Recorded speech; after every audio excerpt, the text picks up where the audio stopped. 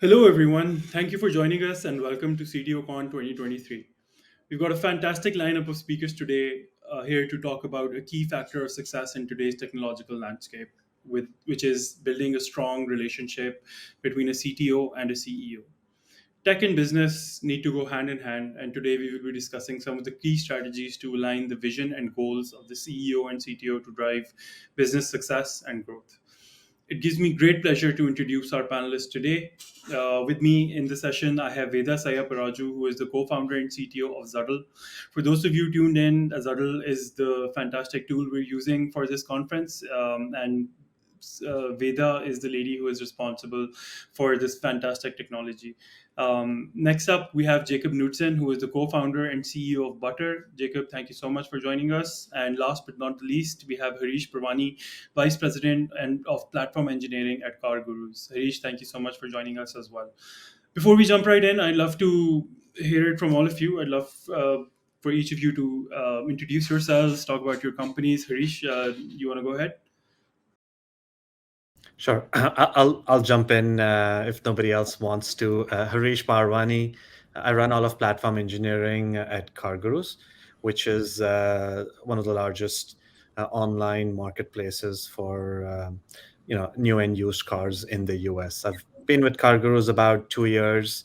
We're based right outside Boston in Cambridge, and personally, before that, I was with another Massachusetts-based company called Constant Contact and its parent company, Endurance. But I've generally been on the East Coast for a good part of the last 23 odd years, mainly in the space which is now called platform engineering, but were various names like DevOps, infrastructure management, etc. Before that. Way before the word DevOps existed, I think I've been doing a bunch of this in some form or fashion, and excited to be on this panel. Thank you for having us. Over to you, Veda. Yeah, I am Vedha. I'm the co-founder and CTO at Zuddl. We are building a unified platform for webinars and events for B2B marketers. So we, talk to over hundreds of marketers, and across different use cases, people were using anywhere from 5 to 10 different tools, from things like webinars to field events to user conferences and things like that. And so data was getting very siloed in different places. So yeah, our vision is to kind of bring all of that together in one tool with really strong data and integrations to help tie webinars and events to revenue as an outcome. Jacob? Some stuff. I guess it's very close to what we're doing as well. So I'm Jacob. I'm the co-founder of Butter, and we're building Zoom for workshops and trainings. So essentially, again, building a platform that's very focused on pulling a lot of different tools together that people normally use when they run what's normally known as complex collaborative sessions, such as workshops, training events, learning development events, everything in one unified platform that's way more engaging than many of the events that you normally see on more sterile types of platforms such as Zoom and Teams. Again, co-founded Butter 2.5 years ago with my two co-founders, our CPO, who has a product design background, and our CTO, who is developer background.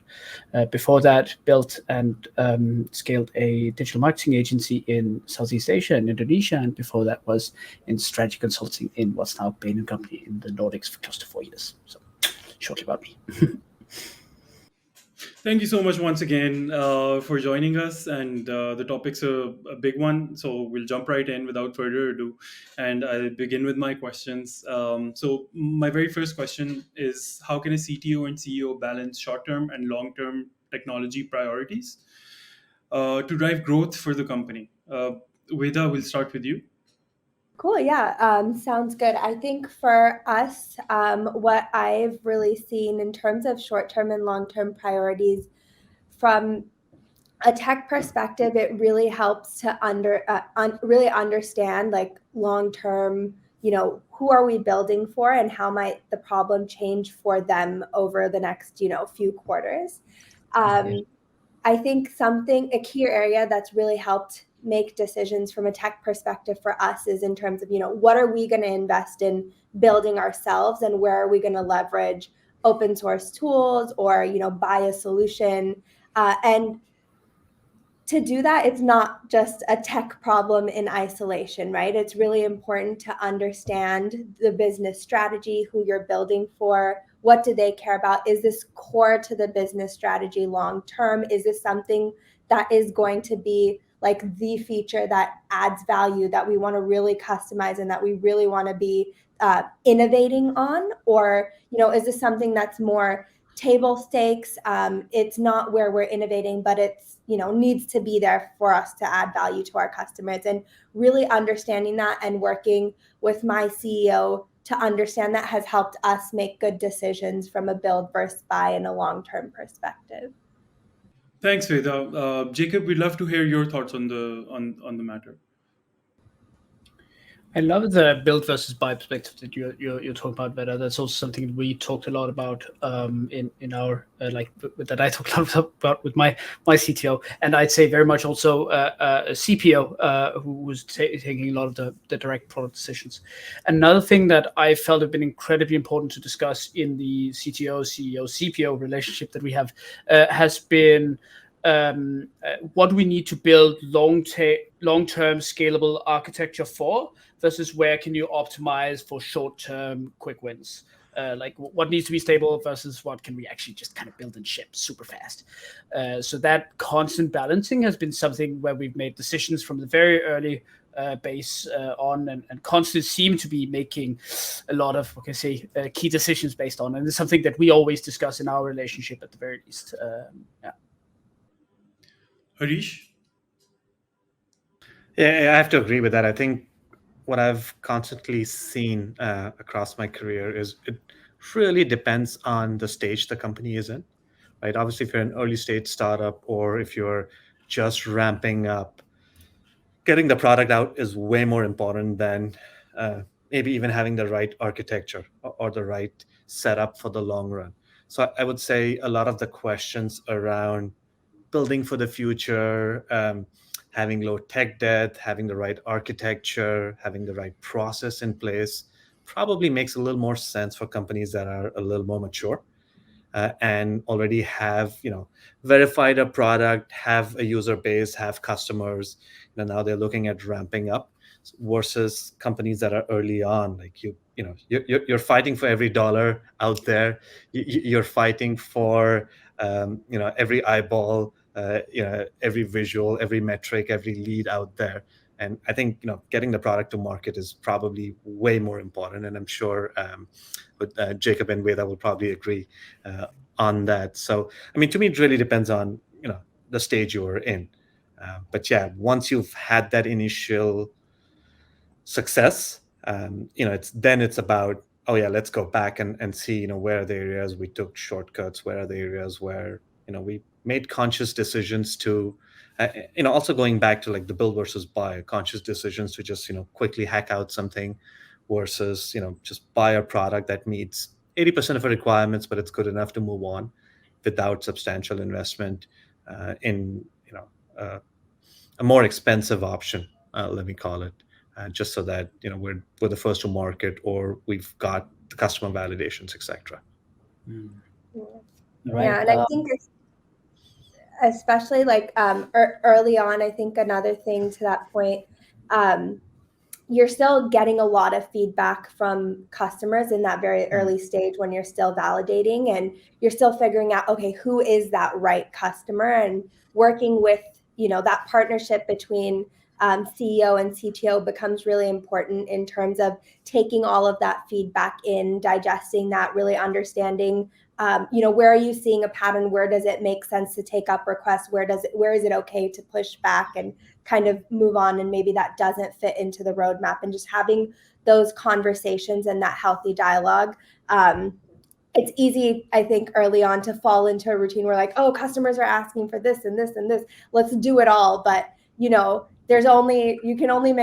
your product can only be so stable if you're going to take up every request that comes as quickly as possible. So having that healthy dialogue and that partnership to figure out what makes sense to take up and what can be, kept on the table, I think becomes really important as well early on. I also think that depends so much on defining areas of responsibility as well. Like again, for us with the trinity of the CEO, the CPO, and the CTO, it's very different. Like I almost defer all product decisions to the CPO. Like and both the CTO and myself, we focus very much on like hey, that's CPO's call on which product features we have to build. I do a ton of user interviews myself and then feed into that process. But then it's the CTO's choice to figure out how should we build this, right? I mean, so again, having those clearly delineated areas of responsibility just makes you run so much more smoothly in the early stages, and I guess also in the longer run, I'd expect Harish. But yeah, Yeah, and I think it's great that Jacob, you guys are already starting to mature that as a process early on, because that is often what happens with companies as they're graduating from early stage to late stage. I mean, the fact that you've already distinguished between your CEO and CPO is generally pretty rare for early stage startups to do that. That generally happens much later in the process, so it's fantastic. Yeah, very, very well said. I mean, the approach of being customer centric and being focused on development is definitely a smart hack to determining what to prioritize when building. After all, at the end of the day, the product is being built for its users. So, which brings me to my next question, which is how can the CTO and CEO work effectively together to communicate technical concepts to non-technical stakeholders? Like companies have investors, customers, partners, non-technical team members. Is there like a best practice for communication? Harish, we'll start with you. I think we have to understand that those three dimensions are very, very different, right? What investors are looking for versus what customers or partners are looking for, very different. Yes, there is some commonality around sort of how stable is the company, what's the leadership look like, what's the track record of the leadership. But I think more than that, you got to really sort of segment out each of these separately, because typically investors are going to be looking for a very different set of communication versus your customers are and your partners are.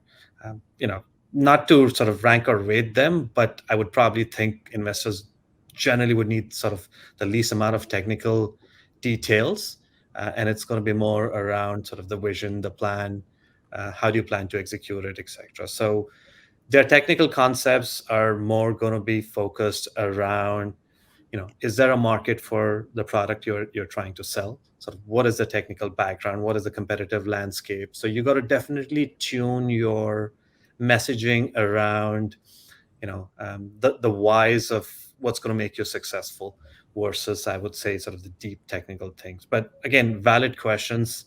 I've been through both sides of technical due diligences in the past, and a very valid question is, what is the competitive advantage?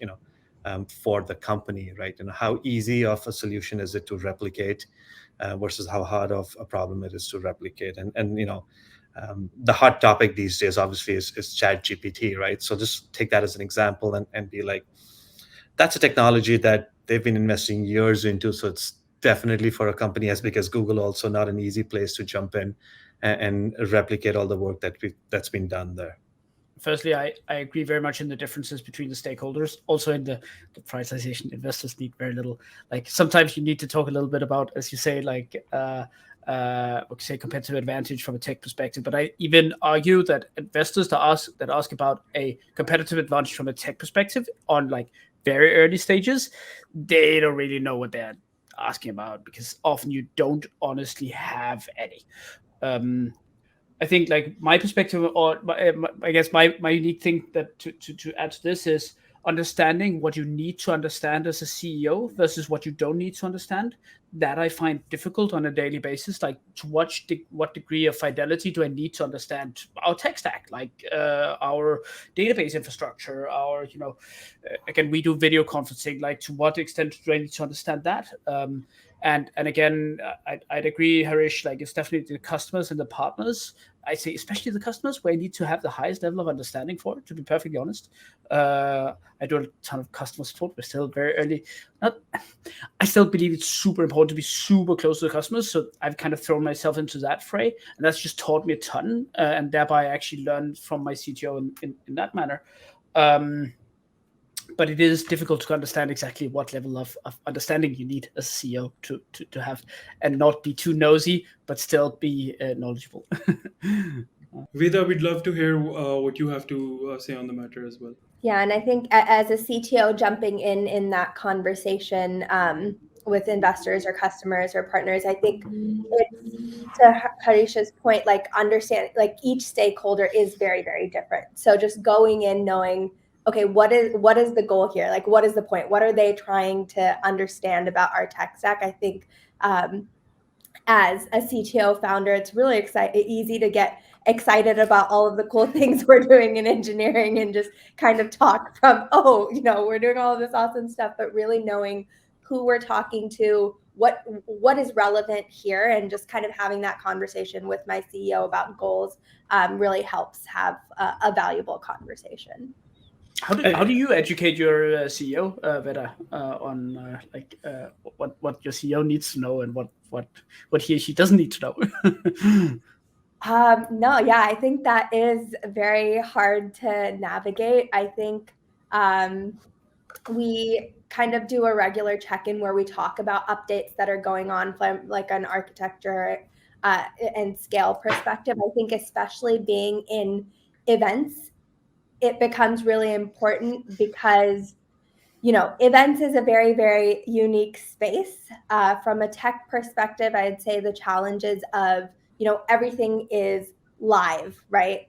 So every little thing that can go wrong is a very big issue. And especially like for marketing events, it's external facing, it's people's brands. Everyone is always like already on edge, like, okay, what's going to go wrong? This is very high stakes. And so they're looking to our CEO or whoever's on our sales team, whoever is the point of contact there, to provide them that confidence. And internally, they look to me or our engineering team to provide them the confidence that we can deliver. And so walking that line of telling everybody enough that they know, like, we're good to go.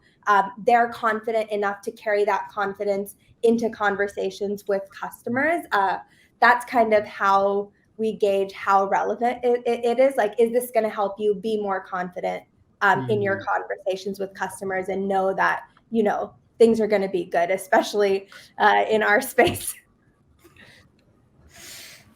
Yeah, I mean, that's interesting. Just one more thing sort of to note. I think we talk about customers, but we got to understand that customers are not homogeneous, right? So within the customers also, it really depends who you're targeting. Like if you're speaking to, the CISO or the CIO on a product, or the CTO, the conversation is going to be very, very different than if you're talking to a team who's going to be doing the implementation and they're trying to weed that out. So I would say, yeah, just you got to definitely fine tune your messaging even within those group of outside parties, and just to target and have the most impact. Yeah, definitely. There's no need for too much information, I guess. And what's most important is that each stakeholder gets the information that they need and that which is relevant to them. That makes complete sense. So my next question is, how can a CTO and CEO foster a culture of innovation and creativity within the company while ensuring technology investments align with the company's goals and values? Vedha, we'll start with you first.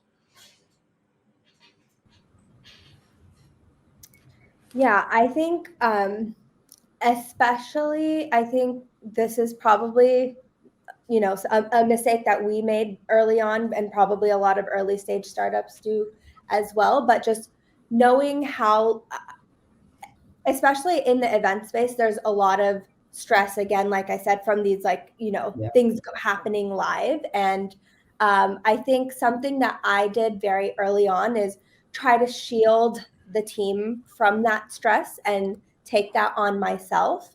But what that actually ended up doing was people didn't understand themselves, like the impact on the customer.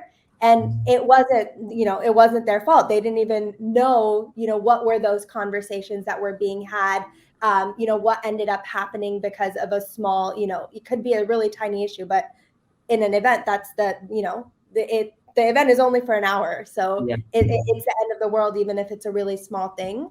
And so that, I think, just learning that I do not have to shield everyone from all of that stress, and knowing when do I pass that on, and when do I act as that shield. I think that took me, I would say, like a quarter or too long to learn. But whenever we got to that sweet spot, what that ended up doing was everyone felt that accountability. Everyone wanted to, innovate and make better decisions, and chip in on like, oh, how can we do this? So like, this is what our customers want to achieve, and this is what we can do, so we can make sure that, things work in this way, and things like that. And so, yeah, I think that's an easy mistake to make in all of good intentions of like, oh, we want the team to focus on what they're doing. But I think figuring out like, when to pass that on is, more of an art than a science, but finding that sweet spot as early as you can is definitely very, very helpful. Jacob? Yeah, I love your comment there, because I think I noted down like ensuring maximum levels of transparency and company goals and leading by context, and it's kind of what you're saying, right? I mean, it's this whole like maximum transparency, like make sure that the whole company, it sounds so big, but the organization knows kind of where we're heading, and where each and every person fits in. Sounds and it's just saying not shielding them from the difficulties that one's facing just because you feel don't want to show them all the bad sides. But I mean, they need to see the bad sides, otherwise they can't perform at their best, right? And secondly, this whole, again, that feeds into this whole leading by context, because you can't tell everyone what they need to do. And I say, especially as a CEO, Jesus Christ, I feel like the most useless member of the team very often. It's like, I can't do anything. The rest of everyone can do something, right? So at least I can set context. That's what I help do. That's interesting, Jacob. But from my perspective, I don't think these things are exclusive, right? I mean, creativity and innovation within the team can be aligned with sort of the long-term goals of the business, and it goes back to both the points Jacob and Vedha made, right?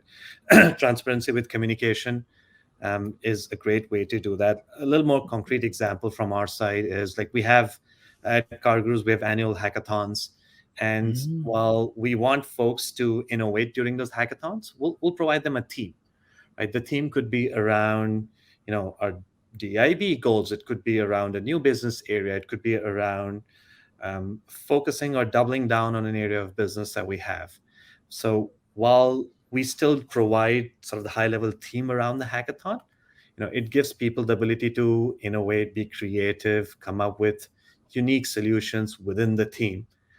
Sometimes outside also, right? It's not just bound to the theme, but like we give extra credits and extra points around if you have a hackathon idea that is directly focused on this theme, you get a couple of additional points in that. So what I'm trying to say, it's not exclusive. You could definitely, talk about sort of high level goals and still ensure there's a lot of creativity, a lot of innovation in those areas that you want to channel them and focus them around. Yeah, absolutely. Hackathons, I mean, even for us at Remote Base, have done really well, both for the internal and the external community. It really fosters a culture of innovation, teamwork, so on and so forth. Absolutely. It's been good for us as well. My next question is regarding trust and transparency between the CTO and the CEO, and how both of them can build this and can avoid potential conflicts and miscommunication within themselves and within their respective team members. So, Vedha, we'll start with you. Yeah, I think this kind of touches on what Jacob was talking about earlier in terms of upfront kind of defining those areas of responsibilities. And along with those areas of responsibilities, I think it's that coupled with like a foundation of trust, because what that enables you to do, it's, areas of responsibilities kind of define maybe the general day-to-day, and also, worst case conflict resolution. But that doesn't mean, oh, this is my area, stay out of my lane. That fundamental trust is what, if someone is opinionated, if I'm opinionated on something related to product or business strategy, if I'm more opinionated on that and I have a strong opinion on something, my, CEO might not have a particularly strong opinion on that. And then he'll be like, okay, cool. Let's give you the benefit of the doubt on this. And I trust you. And so we're going to go with that. And there might be some areas in technology where, he pitches in, and it's not like, oh, you're the CEO, stay out of my lane. There's that, foundation of trust that we're in it to help each other out at the end of the day, working towards this long-term goal. And so, taking each other's input, but knowing that, if we're both strongly opinionated on something and we're not able to come to a resolution, then that defaults to, okay, this is your lane, go for it. We don't know, we're not agreeing on one thing, but default to we've already defined our areas of responsibilities, has kind of really helped us just, work together smoothly. I think Yeah. No, go ahead, Harish.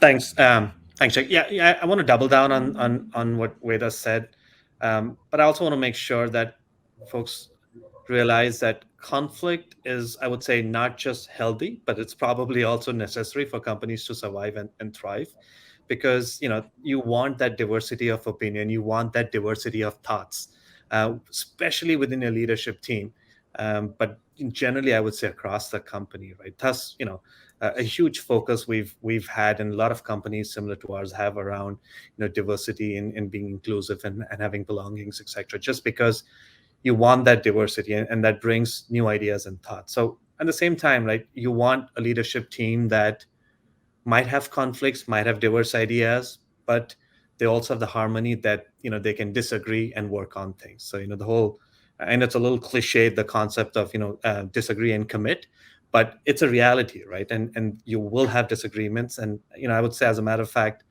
if you have no disagreements and no conflict within your team, you probably don't have a great team, right? You're all thinking on the same thing, and you want somebody to be challenging you, because that's how you're going to avoid making those costly mistakes down the line. So I would say that's healthy, necessary. But yeah, again, having that open dialogue, communication, and areas of segregation is going to help resolve conflicts when you've got really strong opinions in opposite directions.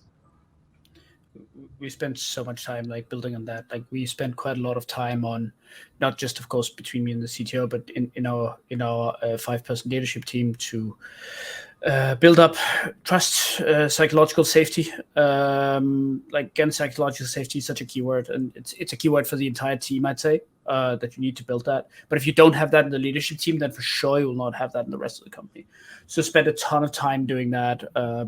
We have a team coach that often, where we often have team coaching sessions where we're pretty open-hearted, share our deepest fears, all of those things. And again, that just allows us to work past so many of the disagreements that we have in everyday life. We're all very strong, very opinionated individuals, and you're very right. We do default to those, areas of responsibility as the last as last resort, if you will. But it's but at the end of the day, we've become close-knit friends that care deeply about each other, and I mean, there's just no real replacement for that. And I think that's the only thing that you need to kind of be able to fall back on. Yeah, absolutely. That makes a lot of sense. If there's any frictions or disagreements from time to time, I mean, if there aren't any, that's probably too good to be true, right? Absolutely. We're all individuals at the end of the day. So moving on to my next question is, it's regarding customer feedback and user-centered design, and what role both of these play in the CTO and CEO partnership, and how this information can be leveraged for innovation and growth within the company. A huge part, I think. But again, it comes, as so many other things, it comes back to how you take in the information. So again, we've myself and we have a chief growth officer, and to some extent our CPO, we're the most user facing of the team. So we discussed this a lot in the early days, whether the tech team should also be more user facing. They're in some sessions, but they are less user facing than the rest of us. So we do feed and condense insights that is then fed to the product team, that then takes all the, we say, product related insights and feeds that into a roadmap that is then fed to the tech team. And all tech related, performance related, again, we're also building a live video platform, right? So everything that's not directly product related but more tech related is then fed directly to the tech team. So it's more about managing that funnel of feedback and insights to the team. That's at least how we've built it at Butter. Yeah. One of the things you'll probably notice is, as you're growing as a company, it's gonna be harder to have that clean communication going out. So I know a lot of companies, including some of my past employers, we really had programs to bring our engineering and our CTO staff closer to the customers, like be the voice of the customers. So I've been on calls, listening in on customer calls when we're talking to them, just so that I'm staying connected to what the customer wants, what their needs are, etc. If you even look at some larger, very, very successful companies, the Amazons of the world, right? Amazon has, if I'm not mistaken, one of its sort of core mantras is around being customer obsessed, and I think they use the word obsessed pretty obsessively whenever you talk to them. No pun intended there, but yeah. So I think it's really important to keep that lifeline healthy and sort of keep that information flowing. And it probably gets a little harder as you're growing as a bigger company to do that. So it's very important that has to be deliberate. Let's not assume that's always going to stay and have the customer information flowing to the technical and the CTO team the way it should be. So just be deliberate about it, and then customer feedback, I think, is the bread and butter for every company, right? I don't know one company where that's not the case. So you just got to be super deliberate about it. Yeah.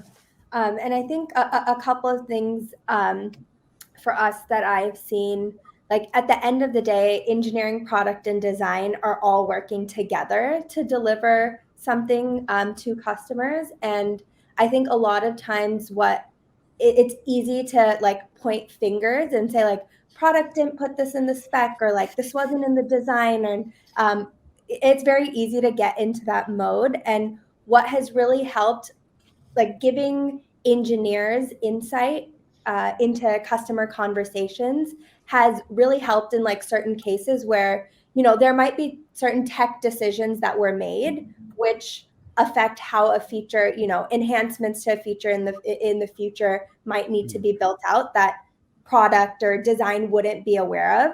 And the more that engineers kind of understand how customers are leveraging things and what are customers' end goals, we've seen that really help in being able to fill those gaps where product and design don't know the implementation, and they don't know the nuances of that might affect how you want to design the feature. And so engineering is able to come in and kind of pitch in, because now they have that visibility. And that's something that we've tried to do more and more recently, to a certain extent, just to make sure that we're not in this finger pointing game and everyone's able to like chip in to plug any gaps, because it's just not reasonable for everyone to know everything there is to know about things. And then I think even the reverse of, once features get launched, it's also very easy for like product managers and designers are often in a lot of those user facing conversations and hear about feedback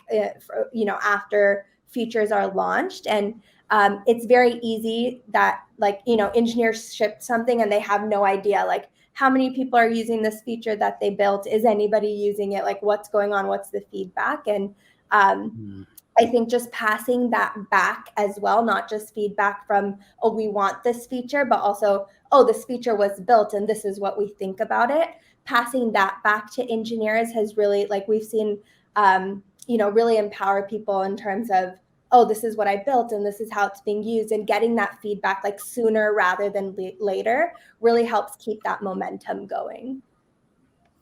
That's such a good point. It's so much harder than, like, whoa, you're like putting pressure figures on areas that are big pain points of ours. For instance, like the whole giving transparency is both to the entire team on like how features are performing and stuff is something that takes time and focus to do, and I don't think we've nailed that yet. And something we're actually struggling with is bringing engineers forward in the design process to almost the very beginning, because like sometimes designers, if they don't know, if there's no connection with feasibility in the early stages, then my God, we've designed some monsters, right?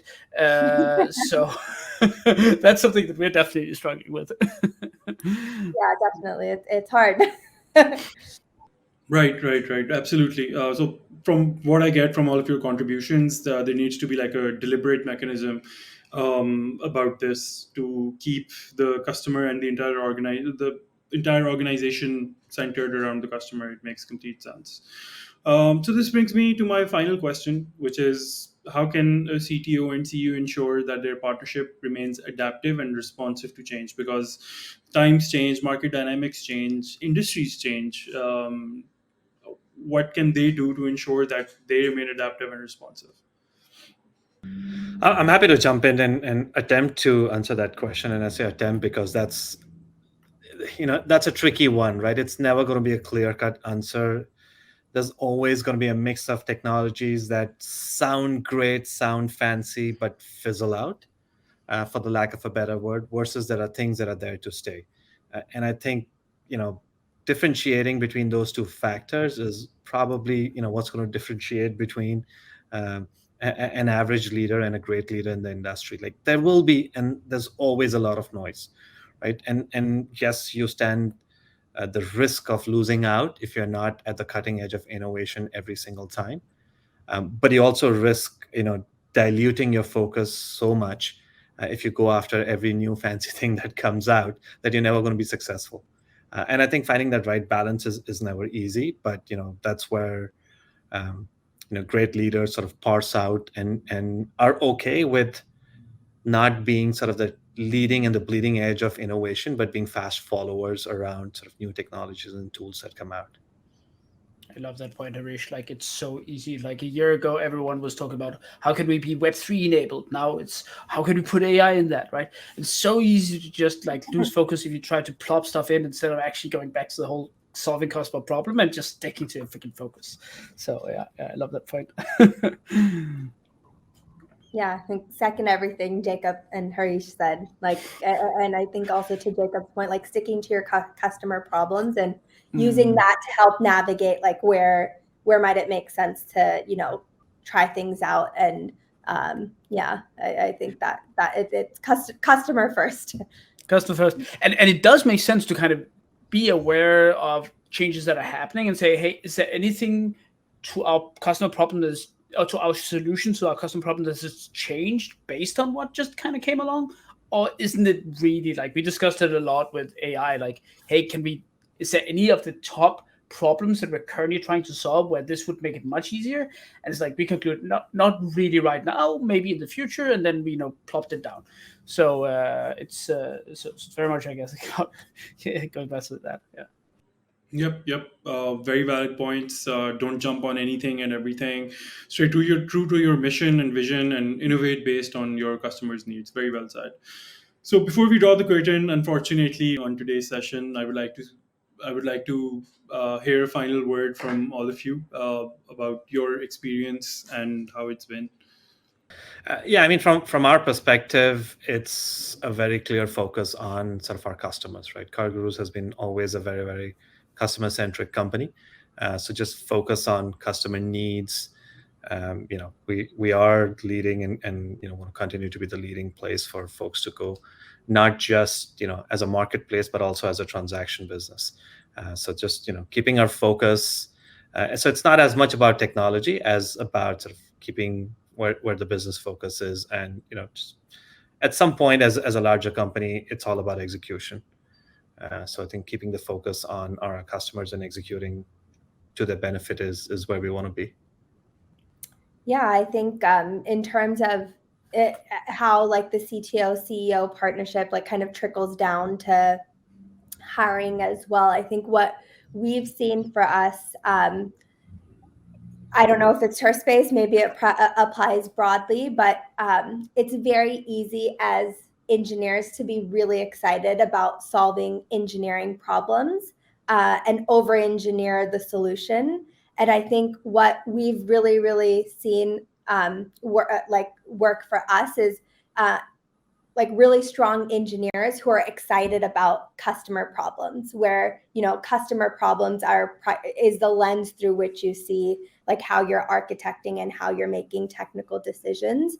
And I think that just having that lens makes it easier so that you're not building this wild complicated thing that's exciting to build, which is a great engineering challenge, but then you're going to kind of be dealing with all of the weeds of that. So just having, and I think a really strong CEO partnership becomes really important there, because even for engineers, just hearing the business strategy and the long-term vision communicated, articulated very well from a CEO's perspective helps everyone get really excited and energized about what we're working on, and having that lens, even while you're doing like technical things, becomes really important. And I think kind of just rolling with your comment there, Vedha, like I think one of the big focal points at the moment is focus, especially in these times, like seriously focusing on the core, not building stuff in the peripheries of your product, but doubling down on what works. And that both goes for product and it goes for team, right? So